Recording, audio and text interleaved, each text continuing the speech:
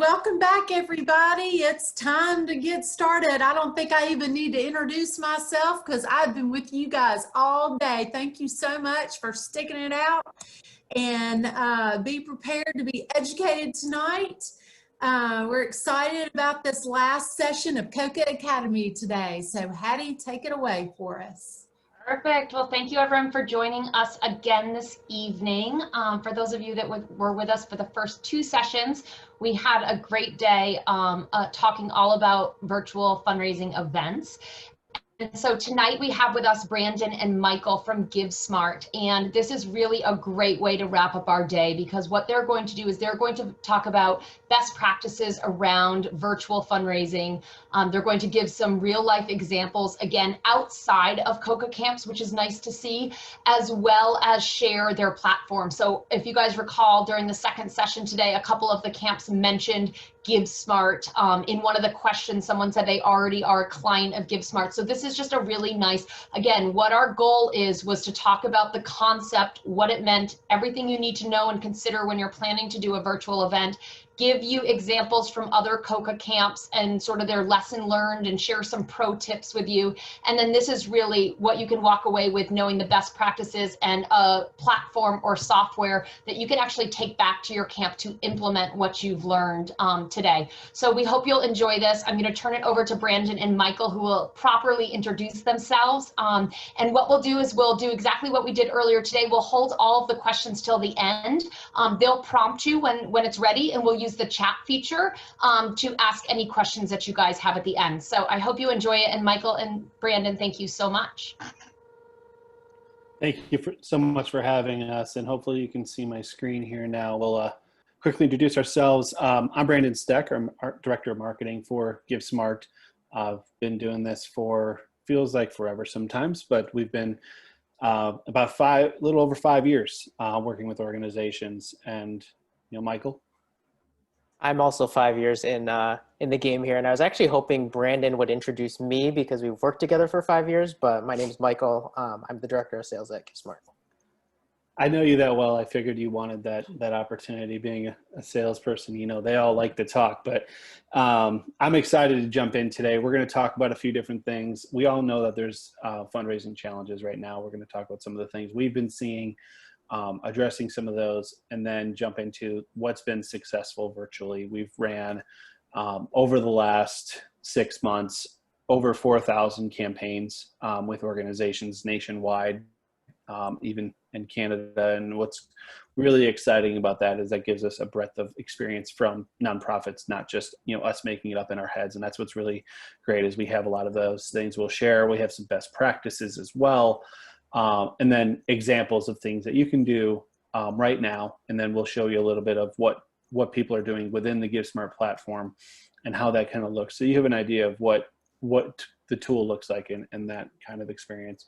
We'll definitely try and leave some time for questions. We know that's an important piece of any experience here, but we'll jump right in. So the fundraising challenges, we all know in this day and age, we've all been doing fundraising oftentimes the same way for so long. So as we look at what's going on now, there's some challenges that we need to address. First of all, we may have been doing the same annual event, gala, golf tournament. Maybe we've just been doing our annual campaigns.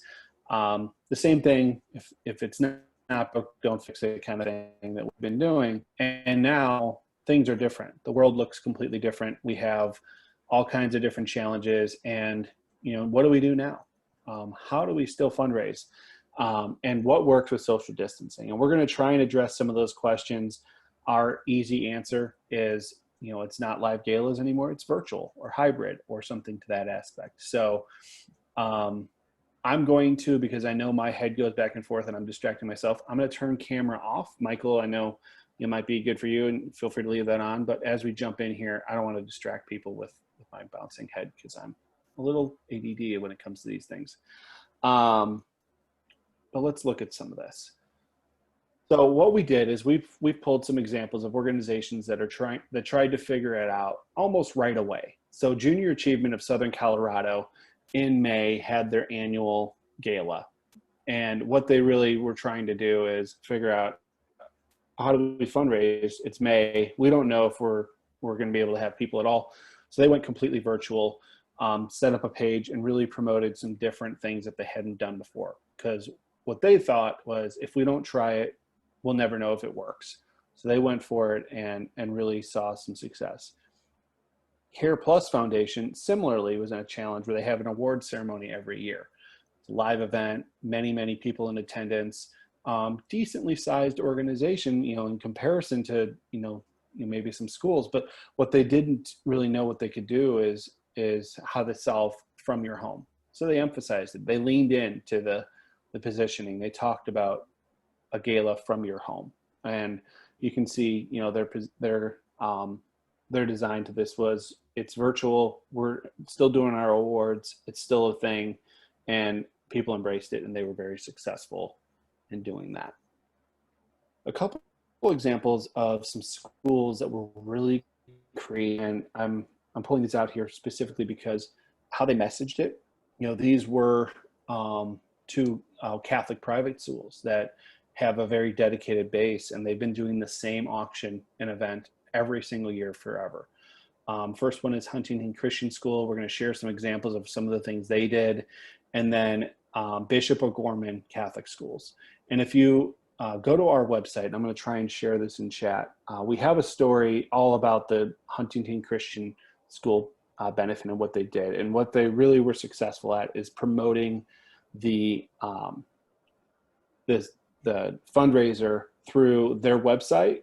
And then after the fundraiser, they kept things going. So they had a raffle that they wanted to promote. And what they did is they had a banner on the front of the website that was all about how the fact that we had a great benefit, we raised this much, we exceeded our goal, which obviously that's really great to see.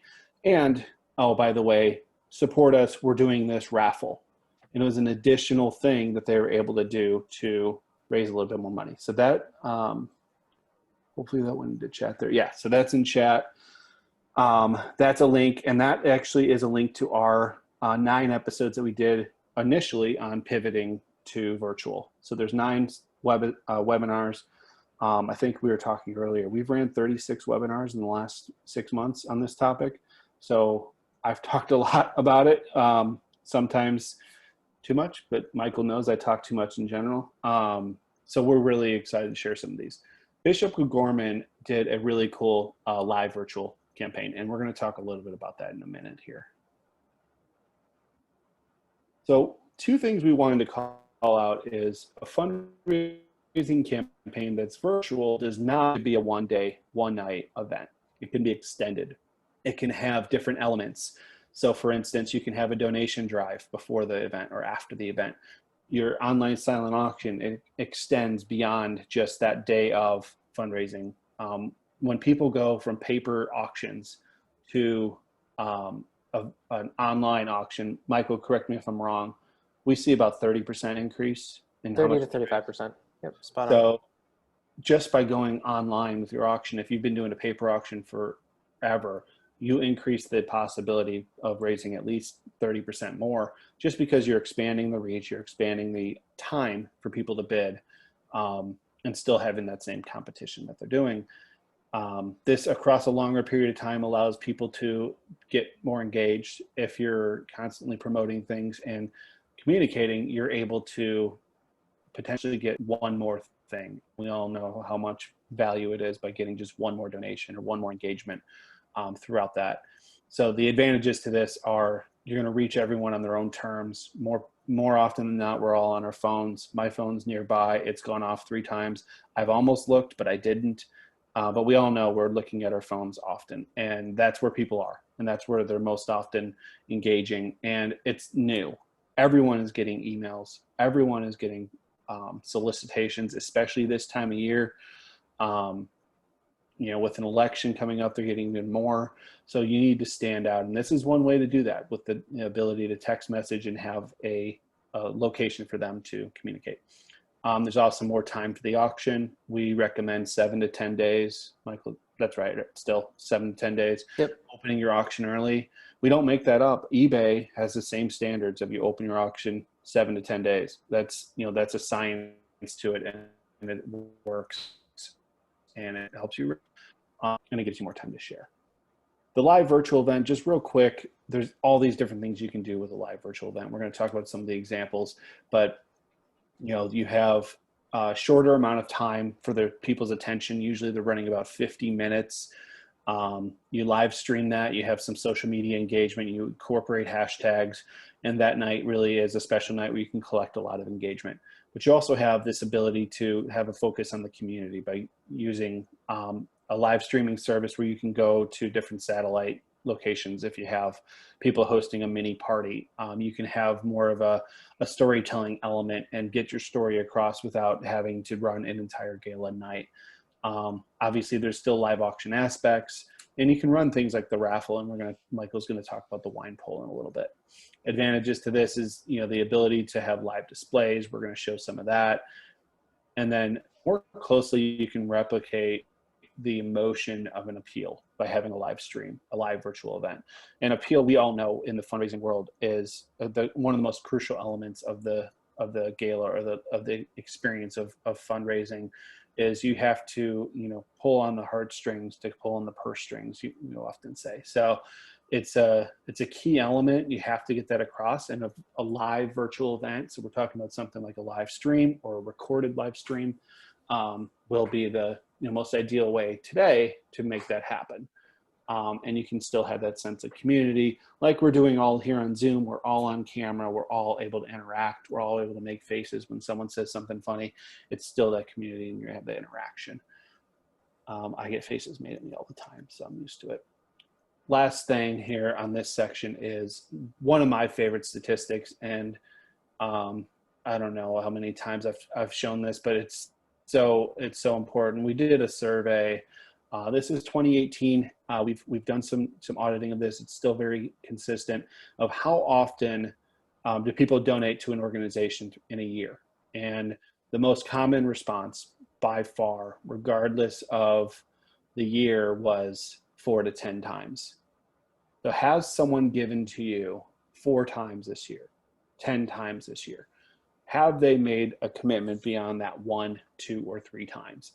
Then if they haven't, then there's potentially opportunity, or you might be missing on that opportunity because they're giving somewhere else. And that's why we're huge believers in doing something now to try and bridge that gap, because people are looking to give. It may be different increments, it may be different styles. They may be showing interest in different things, but they're looking to give, and they have the preponderance of opportunities to do so because they're already mostly giving 4 times in a year, and you don't want to lose out on that opportunity. Michael, I've talked a lot here. I'm going to hand it off to you on some elements that we've been seeing. I'll be a little bit faster than Brandon, but that's okay. So I'll talk through a couple different successful elements that we've seen over the past few months. It seems like forever ago when COVID really first started, but the first example here you're going to see is for Cardinal Spellman High School. What's interesting about this organization and this group is that they originally had their event scheduled for the first week in April, right? So it's happened for the past 40, 50 years. It's something that consistently happens, but with all of the COVID regulations that were going on, everything shut down. So they pivoted really quickly to an event in June, and they just did everything virtually. So keep in mind that because they had to shift so fast, they didn't have any silent auction items collected. They didn't have a run of show that they were going to do virtually. So they were just figuring things out on the fly. So what you're going to notice on the screen here to start is that they had a goal of $50,000 to raise at this event.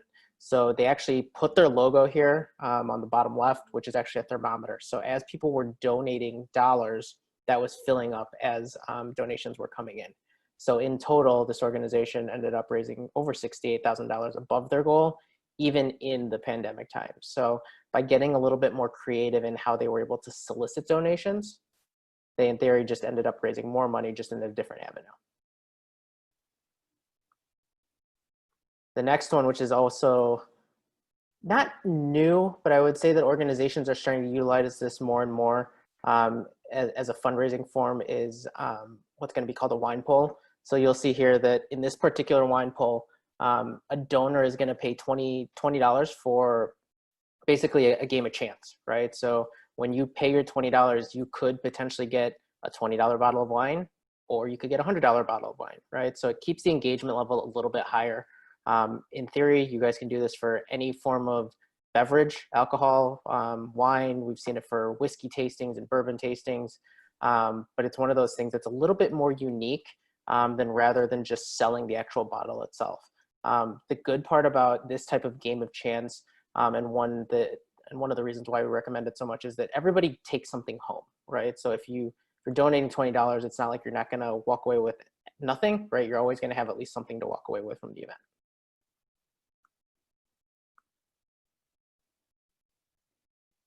This one's an interesting one in that we had never really seen these as auction items before, but this was a lot of lottery tickets.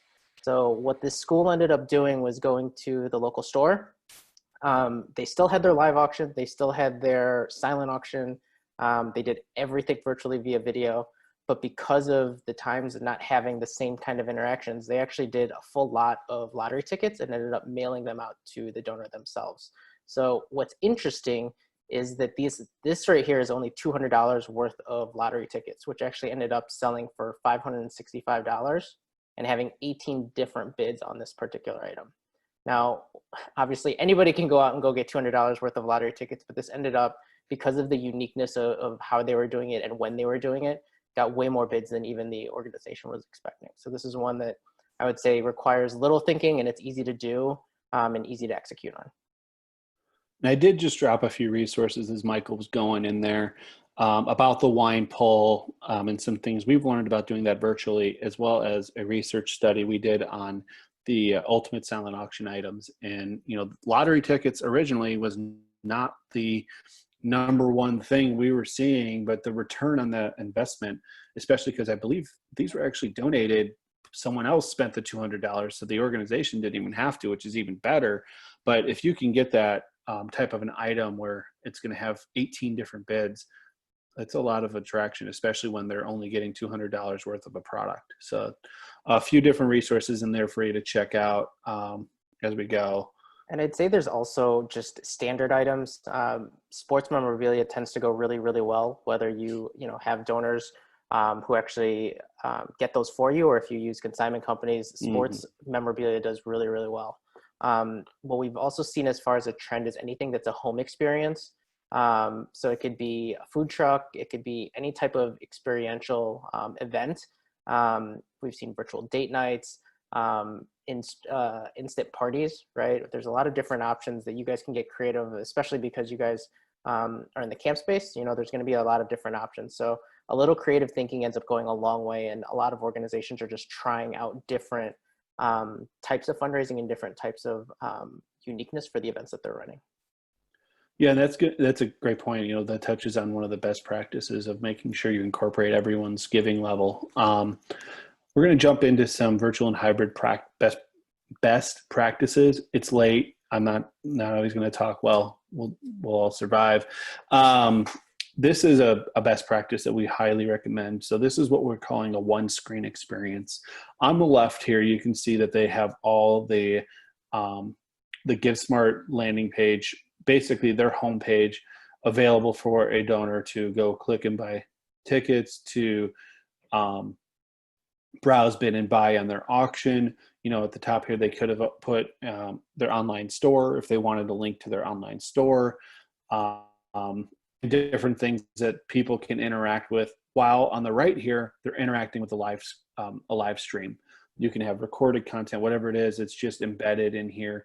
It's something that we pushed out here recently as we were trying to help organizations solve for this challenge, where you can have a live stream and bidding activity in one place.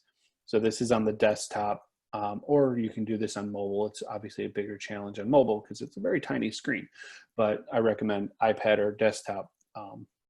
But definitely a best practice when we're talking about your live stream, to have some way to make it easy for people to donate, because we all know that the end goal is to get some donations out of that. Next, just in regards to a live stream, so this Bishop O'Gorman, I I believe I have the link here. I'm going to drop that into chat for their live stream, but they did a few really great things. And one was they made sure that they had professional graphics and they had really good management of their time. This was a 2-hour program, but the bulk of their fundraising was really done earlier in the program. So if they lost someone, it was more of the awards and things that they were doing towards the end.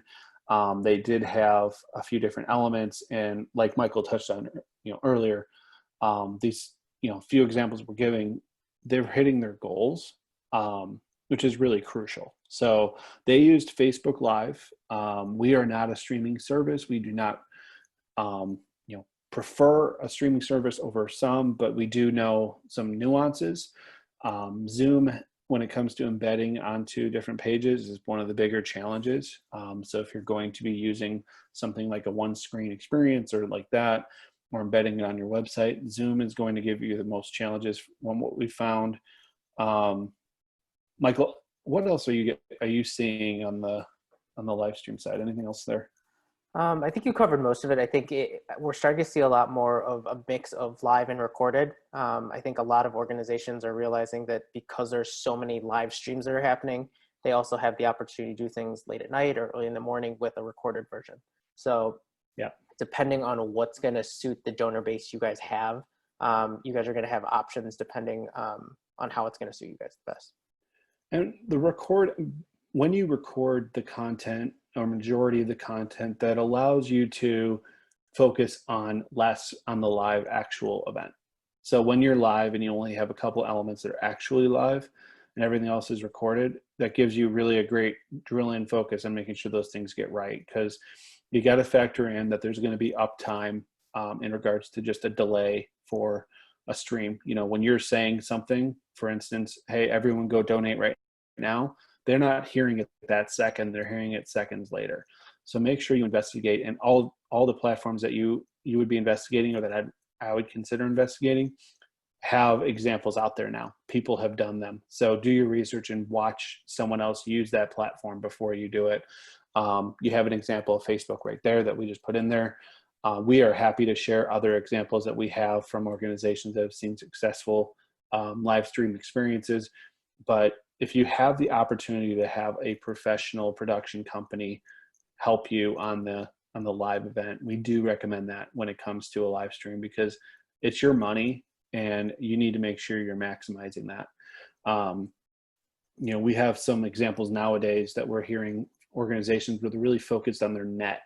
What did they raise minus their expenses? And organizations, size of Ronald McDonald houses have told us that they've netted significant amount more, versus schools like Bishop and Gorman, who also, netted more because they're spending less overall. It's not the venue, it's not the band, it's not the, the DJ, the food and all that. It's the things that are essential to the experience, similar to using a GiveSmart of that. So definitely something to look at, what did you net last year versus what are you trying to net for this year?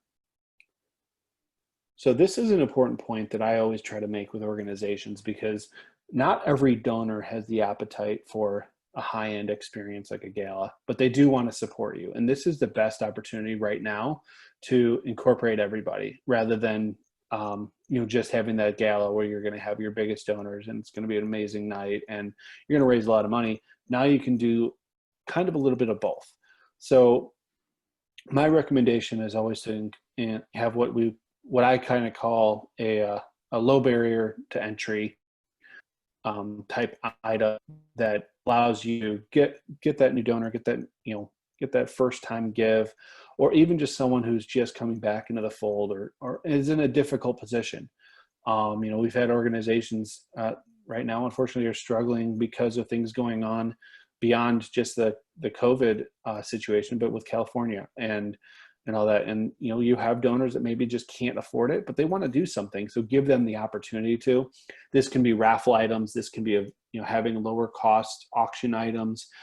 This can be different levels in your donation appeal, but also make sure you still have those big ticket items, the live auction items, the experiences, the things that really the big donors will always have been supporting. Michael, I'm going to toss over to you here. We've got some fun examples. Perfect. And these are, the good thing with these examples is these are real life ones that organizations have done within the past 6 to 12 months. Again, everybody that we've been working with recently has not had, they've basically been forced to pivot, right? So especially in this example with the American Cancer Society, you're going to see an event that they have traditionally done in person. So it's their Shave to Save event. Typically they do this in person in conjunction with either a silent auction, a live auction, some sort of a raffle, and they sell t-shirts at the event. Obviously without people being able to be in person, what they ended up doing, to kind of go back on Brandon's point, is they had actually done a live stream. So they streamed, I don't actually know how many people they did this for, but they ended up doing the stream for about an hour or so. And they ended up raising a ton of money for it, because not only were they able to showcase the event itself, but they had all of their fundraising components. So they still prompted people to bid on their silent auction items. They prompted people to bid on raffle tickets. They prompted people to buy t-shirts. So all of the different things combined helped them actually raise more money at their event. One of the cool items that they had that was a little bit more unique was that they had autographed items for raffle. So their raffle tickets, by being able to proactively prompt people to buy the raffle tickets through the live stream, they actually ended up selling just under 1,500 raffle tickets for this specific item that they sold. So we'll talk about this in the next slide too, but the other top item, and this goes back to the other examples from before, had to do with wine tastings, which organizations seem to be able to get pretty frequently. If you guys have local wineries or anything like that within your markets, being able to partner with those venues has been really, really great partnerships for the organizations that we work with. So it's interesting because some of the wineries that have been featured and that organizations have partnered with are doing or were doing in-person wine tastings, and the other subset are doing virtual wine tastings. So depending on the situation and the winery itself, there's a ton of different options. This particular one was really interesting because it was actually one of the first ones that had done it virtually. So they ended up selling tickets for it. It was something that you had to register for, but the organization partnered with the winery, and I believe actually a couple breweries as well in their area, to do a few different virtual tastings throughout the year. What's awesome about creating some of these relationships and partnerships early is that this organization actually went back to the winery. They did so well that they actually ended up doing another virtual wine tasting later in the year. So it gives you the opportunity to do something that's super low cost to get up front if you have the right partnerships in place with some of the local organizations. The other one this is 5Ks and runs have been around forever. I think now with all of the social distancing that's going on, the 5Ks and the virtual runs are becoming more and more prevalent. What's interesting within our platform itself is not only can you do a silent auction, a live auction, a donation appeal, you can even do peer-to-peer type champion fundraising. So what this particular organization did is they allowed their participants to log their time as well as the miles that they ran for the event.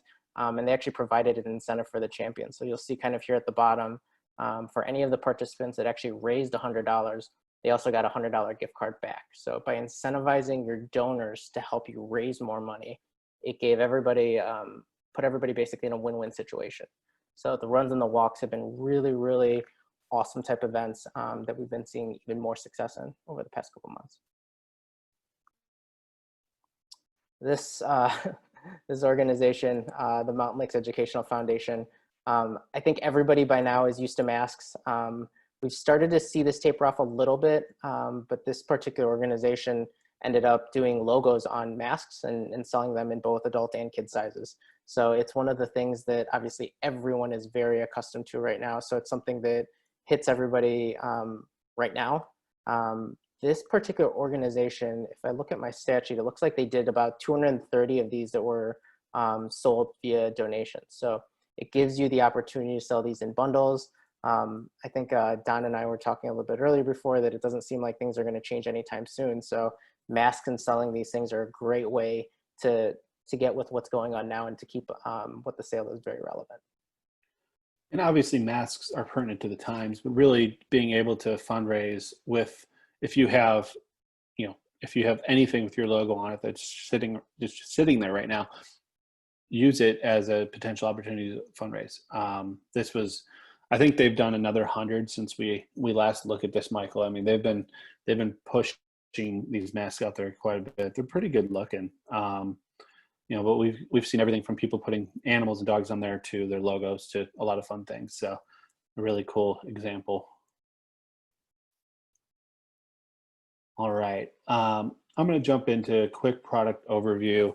I want to leave plenty of time for questions, and obviously if we end up giving time back to everyone, certainly okay with that too. As we all know, it's been every day gets longer as we go through everything, but we're going to look at just some of the different things that GiveSmart's able to do and support you with. We've already seen this, but this is our one screen experience. Key thing is here, we're continuing to evolve this. So we have found ways to allow organizations to use chat and different things like that. We are looking to find different use cases. So this is a really great way to incorporate a live stream, get people donating, and it's definitely a best practice as well. As we look at a peer-to-peer element, so we have integrated peer-to-peer in our platform. We call it champion fundraising. You can see here on the bottom, become a champion. This allows you to incorporate your community. Peer-to-peer elements are so crucial right now as you want to expand your reach, you want to expand your message, but you don't want to tire people out. So this is a great way for this golf tournament. They incorporated some champion fundraising, and the champion pages mirror your branding. And that's what's really crucial, is you're going to have control over the look. They get to put some messaging in here. You can see Andy put his son in there. And it's really nice to be able to, you know, share that and push that through your networks of donors and supporters, maybe people who can't personally give that amount, but they have a network of people who can support you. We do have several webinars we've been doing on the topic, so happy to share some best practices through those that you can find through the website on peer-to-peer. Next thing is just recurring donations. You know, everyone has the option to take one-time donations, but consider monthly, and consider the fact that, you know, someone giving you $50 a month versus $50 a year is a huge difference because of that commitment and that dedication to your organization and that stickiness. They're going to stick around more likely because they don't have to make a big donation at one time. They can spread it out over time, which makes it easier on people right now. So if you're not incorporating recurring giving right now, we do have a way to help you do that as part of the platform. And it's obviously a great thing as you run campaigns to always have that available, because you never know when someone just might be looking to give $5 a month and is willing to do that. And we know every dollar makes a difference. This is the live displays that Michael was talking about a little bit. This is a visual when it comes to the donations. So Mr. Anonymous made a donation here. We appreciate his donation, so we want to thank him or her. We have instructions to donate, and this is perfect for a live stream. So the Sunset Soiree is working on getting to their 2 million goal. I think they just obviously are going to crush it and fill up the entire logo, but it's a really clean and easy way to see where we are. You can put this on your homepage, and we have seen implementations now more often than not on live streams. Another display that we highly recommend is our auction item display. So this allows you to show which auction items are maybe really popular or maybe don't have bids yet and should be getting bids because they're really cool. So it allows you to stream the different items. So it's not just these 5, they'll rotate, and still give, again, the instructions are so important of where to go. So Andy to 76278 allows you to get in and bid on these items. And oh, by the way, I would pay more than that, so I'm going to go bid on that. It's all right in one place, and it's easy to find when you have a live stream going. As people are maybe in between sessions, I would recommend having this open, especially if the auction's closing in 15 minutes or something like that. This is just the auction item page. You can see all the different types of items you can do here. You can have previews for live items. We highly recommend that if you have a live auction every year and maybe just are going virtual with it and haven't figured out, still have the preview option. We have seen organizations kind of label them as premium items and still do them in the silent auction for a limited time. So that is the page here, and you can use categories as well to drill into specific things. So if you have a huge fan base for Tom Brady, maybe you want to have a category just for Tom Brady items. Brandon, you're bringing up to you football. We on don't know that. who's everybody's team is. It could be a problem. I know, right? Like, but he covers two of them now. He was only Good one point. team. Now he's two. So I Good think we're point. doing better. We just need him to, kind of be indecisive every year now, and he'll get to all 30. And Brandon, I was going to mention with the displays, I think one of the things that we've seen on our front is that the visibility and transparency really is key, especially now, in letting your donors know that, hey, our goal is $500,000, and here's where we currently stand. I think that that's one of the things that we've seen even more recently, is that organizations really want to let their donors know what their goals are so that they can be tied into the organization even deeper. And there's nothing wrong with being far away from your goal. That just means there's some major donors that need to come to the table and be encouraged. And sometimes small donations add up quickly too. So, don't be ashamed if you are just launching a display and it's not filled up yet. There's ways to get there as you go, especially because people want to help you get to that goal as they're supporting your missions. Recognizing sponsors, there's many different things you can do with that, but we have a really clean within the platform and tons of different places to recognize sponsors. Social media, it is so important. I talk about this all the time, to share on social media. This allows you to do it right through the platform. It allows donors to, celebrate, the fact that they're supporting. It allows champions to share their pages. I'm currently a champion for my former high school, and I'm sharing it more often than my wife wants, but it's exciting for me and I'm trying to win. So you want that engagement, and having that social engagement is very easy. Your data is so important, right? Knowing how much you've raised up to the minute. This is your dashboard, and this shows exactly where you are at the moment, and even tells you what's paid and versus unpaid. So if people are checking out themselves, or if people are buying instant items or buying tickets, this is going to tell you where you stand in regards to what needs to be collected, because we all know collecting that money is crucial too. You don't want to just sit on pledges forever, but it allows you to see everything in one place. Michael, you're the sales guy. Feel free to jump in on these things if I'm missing anything, as I'm usually on the other end of doing the demos. I think you covered a majority of it from a reporting standpoint, Brandon. I will say that the other part of this is more for you guys from an organization end to know not only who your best donors are at particular events, but also what items raised the most money, who donated the most, who bid on the most items. The data is so crucial, especially now with most organizations in this place where they're in a new world, right? They're trying to figure out how to virtually fundraise and who to target next year. It's really about knowing, who your most engaged donors are. So if you can pull that information and utilize that to your advantage, it definitely puts you guys in a better spot for next year and helps you start to plan out what the future looks like. Yeah, huge believer in using the data to really make decisions in the future. This is just an example of looking at your revenue by breakdown of all the different things you could be doing. One thing I didn't mention, just when it comes to your data, it is very protected. So we have a SOC 2 compliance security level on our platform. I think we're one of the few in the industry that's at that level of really protection, because we know right now today, with everything going on with the, all the stories on hacks and things going on with data being leaked, you don't want someone's credit card information to not feel protected. So that's an investment we made a couple of years ago, I believe, Michael. And one of the unique things with the GiveSmart platform is you really never need to worry about security with it. We're really focused on making sure that your donors are protected, because they're giving you a lot of money. Item management, there's the ability to manage items one by one, as well as in bulk.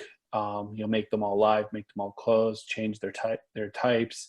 All those different things can be done in one clean and easy location. And then finally, the communication. We have templates for you, so you don't have to make it up. You can see these are the most common ones. I think our CSM team probably has 50 others that they just know they have to use as well as guidance. But it's so important to have a way to communicate that's unique, and text message really is that new way. And this is a great way to really talk through donors on the auction's closing. These are items that have no bids. The text to donate just component is a big piece of what we've seen more and more. All right. I think that was everything we wanted to cover today, but I'm excited to see what questions we might have triggered or things I might have gone too fast through.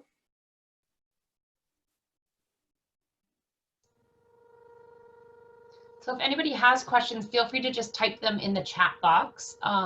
And again, Brandon and Michael will, share their contact info. So if you guys have specific information or you're intrigued by GiveSmart and the software and how you could utilize that at an event, you can certainly reach out to them personally or on an individual basis. But feel free, if anybody has any questions, we'll keep an eye on the chat box here for a moment. And while we're keeping an eye on that, the other thing I will say with the platform and just organizations in a whole that we're seeing is that most organizations would always think of their one big fundraising event. One of the big shifts we've seen is that organizations are utilizing our platform multiple times in a year. We have some organizations that are using it multiple times a month, right? So the key really is to figure out what's going to fit for your organization and your donors specifically. So we do have organizations that test out campaigns to 50 donors to see if there's engagement, or they'll do something for Giving Tuesday or any of the holiday campaigns. The beauty of having a software that is available to you year round is you have a lot of things that you can test and try out to see what works.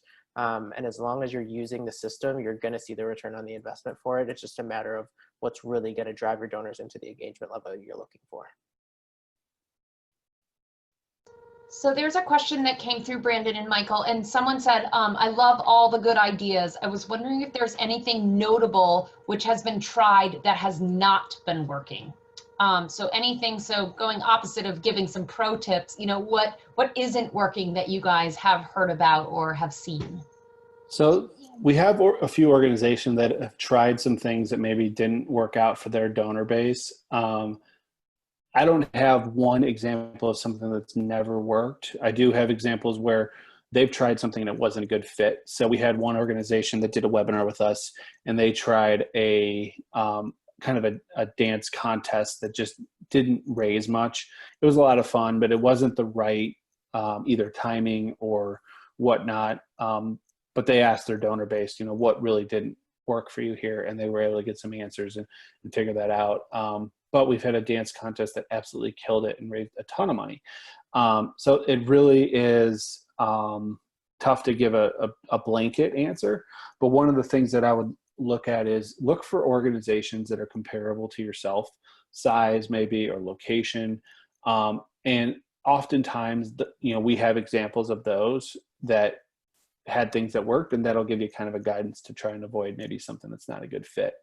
We do find, in the schools segment, for some reason, wine polls do really well. One of our best examples was this organization called Soaring Owls Foundation in Atlanta, and they support education for a specific elementary school, and they had to go buy more wine bottles because they ran out, because they didn't think there were going to be that many people buying them. And it was a great problem for him to have to go to the liquor store and buy additional bottles. So they didn't think it was going to work that way.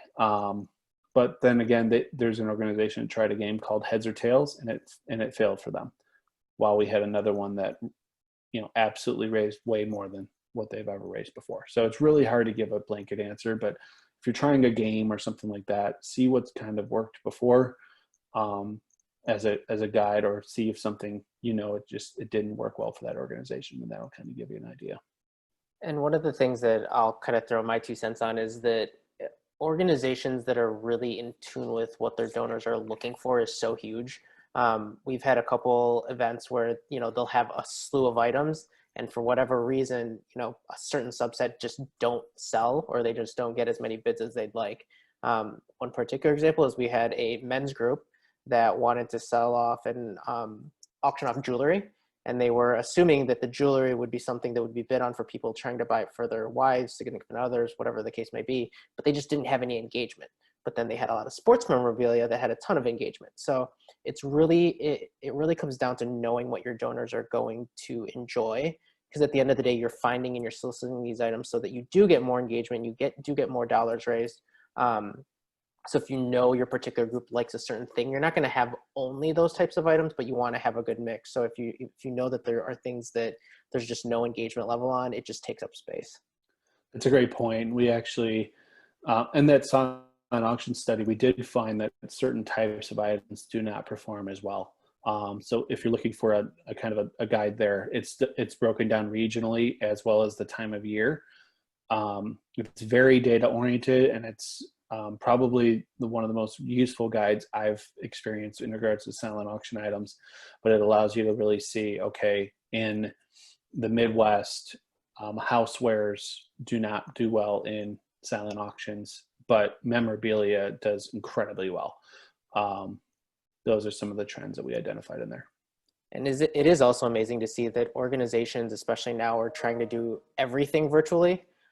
We've seen new things with virtual bartender events, and I think we had one event that did virtual bartender, and somebody was, on camera doing drinks, and they shipped out all the ingredients, totally brand new, nobody had ever done it before, and then it all of a sudden started spreading in this one particular region where 3-4 schools ended up doing it. So I think there's no harm in trying it, especially now when everybody's just trying to figure out the best way to fundraise and keep people engaged with some of these unique events. Yeah, when you have a software that you can use for many different things, try something. The worst thing you're going to do is you're not going to raise that much, but at least you're trying. The only way you're going to raise money is if you put some things out there to give it a shot. And I do know why gift certificates for teeth whitening never sell. So Jennifer, when you put that in there, it's funny because I never understood why they didn't sell until I realized that in most cases, the dentist office that's actually doing it, it's some sort of a credit. So unless they're really in the need for it right then, they're going to spend, $250 for a $1,000 credit, but they're still going to end up having to spend $2,000 or $3,000 on top of that. So if you're going to have any sort of certificate, you want it to cover the whole amount. So if a dentist is willing to do, the whole treatment for a certain amount, that's a much better option than a credit towards. That's a great point. I was thinking, now that we're on Zoom all the time and everyone's like looking at our teeth all day, every day, I'm thinking I would love to get my teeth whitened, but not with that catch. Now when it's only partially paid for. Exactly.